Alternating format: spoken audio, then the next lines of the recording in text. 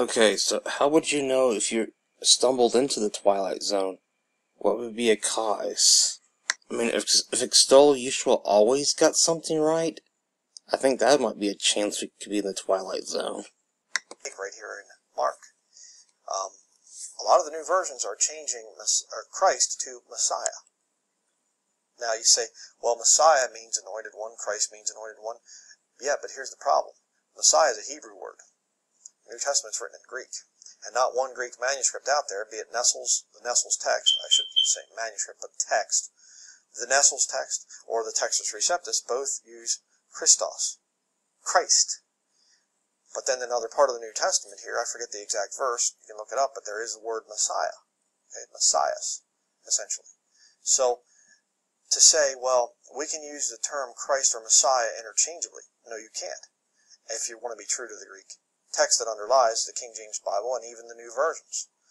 Nobody has the right to say we translated it as Messiah in this passage. You say, well, what's the big deal? Okay, what's the big deal? Think about it. What is a Catholic priest? According to the Catechism, they call themselves another Christ. Let me show you real quickly, just in case you're a little bit skeptical.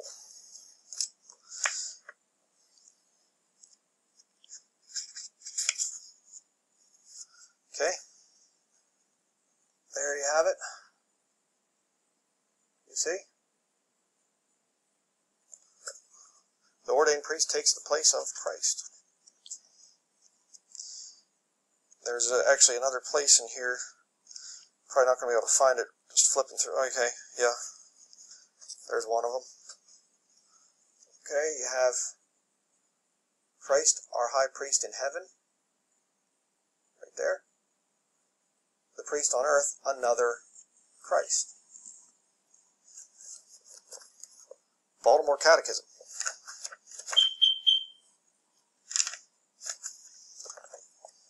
There's all the stuff down there. This is recognized by the Catholic Church.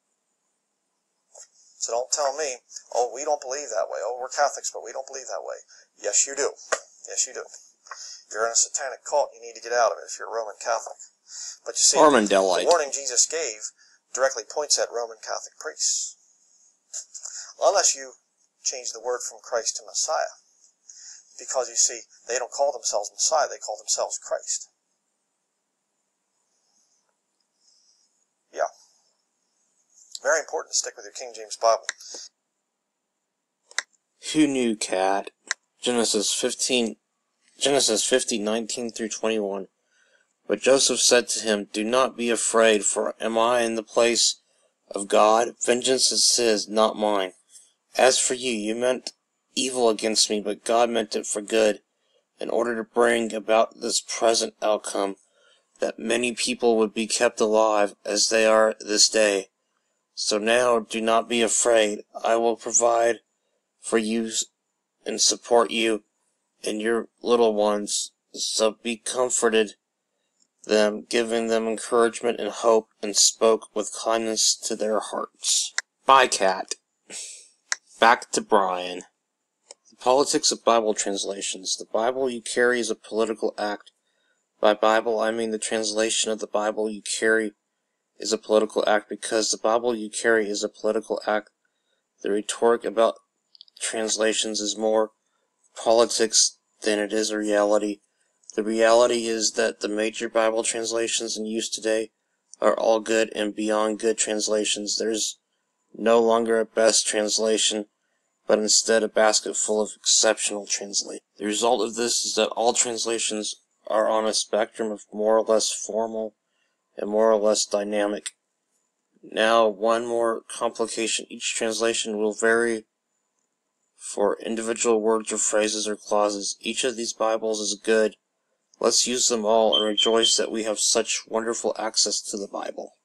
Matthew 18:18 through 20. I assure you, and most solemnly say to you, whatever you bind, forbid, declare to be improper and unlawful on earth, shall have already been bound in heaven, and whatever you loose, permit, declare lawful on earth, shall have already been loosed in heaven. Again I say to you, that if two believers on earth agree, that is, are of one mind and harmony about anything that they ask within the will of God, it will be done for them by my Father in heaven.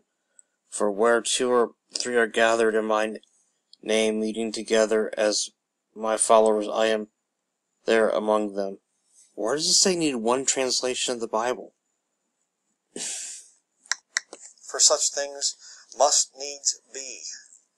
Well, if we write our congressmen and whatever else, we can undo this thing. No, you can't.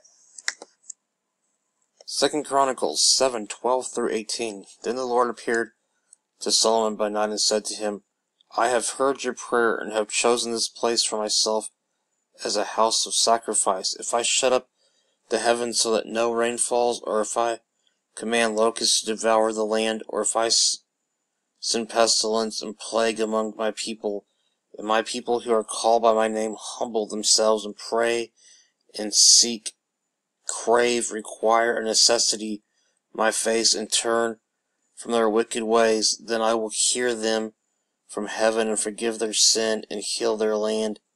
Now my eyes will be open and my ears attentive to prayer in this place. For now I have chosen and sanctified and set apart for my purpose this house, that my name may be here forever, and in my eyes and my heart will be here perpetually.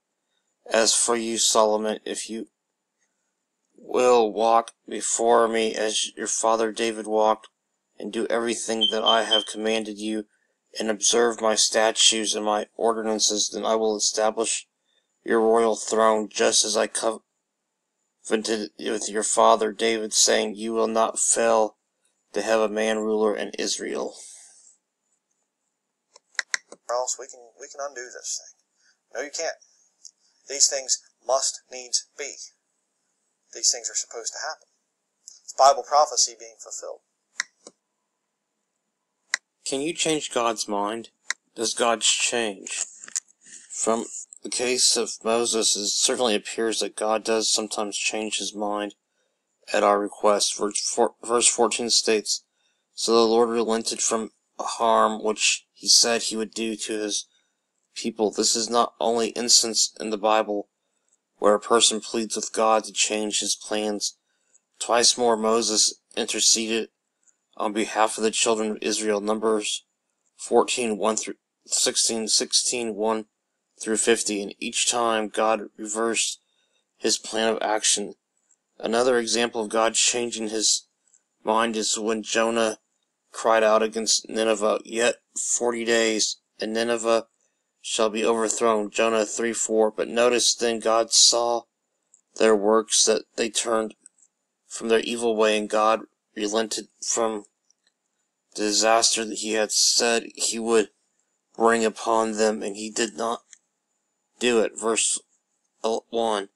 On the other hand, the Bible describes God as one who does not change. Every good gift and every perfect gift is from above and comes down from the Father of lights, with whom there is no variation of shadow of or turning. James 1:17, italics added. Quite directly God says, for I am the Lord, I do not change. Malachi 3:6. So if God doesn't change, how do we reconcile these verses with the story of Moses? First, we must remember that human change is not the same thing as divine change. God is not a man that he should lie, nor a son of man that he should repent. Has he said, and will he not do? Or has he spoken, and will he not make it good? Numbers 23:19. When God changes his mind, it isn't because he made a mistake. God's divine attributes don't change. He isn't compassionate one day and cruel the next, just as the law is eternal, which is a transcript of his character. So are God's attributes. He told Israel, yes, I have loved you with an everlasting love. Therefore, with loving kindness I have drawn you. Jeremiah 31:3. we usually change because we are inconsistent. God changes because it is consistent with His conduct. That's why when you study His promises of the Bible, you will see that they are conditional. If Nineveh would repent, then God would relent. But if Nineveh spurned Jonah's warning, then the wrath of heaven would be poured out. Fortunately, Nineveh bowed in humility, and God spared the city. Verse 8, For nation shall rise against nation, and kingdom against kingdom, and there shall be earthquakes in divers places. Earthquakes all over the place. And the U.S. Geological Survey comes out and they say, well, yes, it looks like there's an increase in earthquakes, but really it's just that our instruments are picking them up more. That's stupid. That's stupid nonsense. No, there are earthquakes hitting in places where no earthquakes have hit before. This is correct. I just felt my first one a few months ago. Living in the same town for about 38 years. Old structures standing there for hundreds of years, and all of a sudden, earthquake, and the buildings are getting cracks in them and whatever else. Don't tell me, oh well, the earthquakes were always there in this level of frequency, but we just couldn't read them before because we didn't have the instrumentation for it. Nonsense. Absolute total nonsense. And I heard something very interesting here. The Oroville Dam out there in California, the thing was, overflowing, and it's just this crazy thing, just blew out the whole one side of the spillway and all this other stuff, and they said that whole reservoir back there, they dammed up the stream or the river that was coming into there and everything, and they said that whole huge reservoir, that's a lot of weight, and that thing is pushing down and stuff, and they're releasing water, and they're doing all the stuff that's displacing a lot of that weight, and there's a lot of fault lines right out in that area. They could trigger an earthquake. You're not supposed to all be together. You mix everybody together, it creates war. But lost people, they don't understand. They don't see it as beginnings of sorrows. They say it's the end of sorrows. We're coming into a new world. I envision a new world, a new humanity. Yeah, you're insane. Matthew 5:21 through 22. You have heard that it was said to the men of old, You shall not murder, and whoever murders shall be guilty before the court. But I say to you that everyone who continues to be angry with his brother or harbors malice against him shall be guilty before the court. And whoever speaks contemptuously and insultingly to his brother, Raka, you empty-headed idiot, shall be guilty before the Supreme Court, Sadana. And whoever says, You fool, shall be in danger of the fiery hell.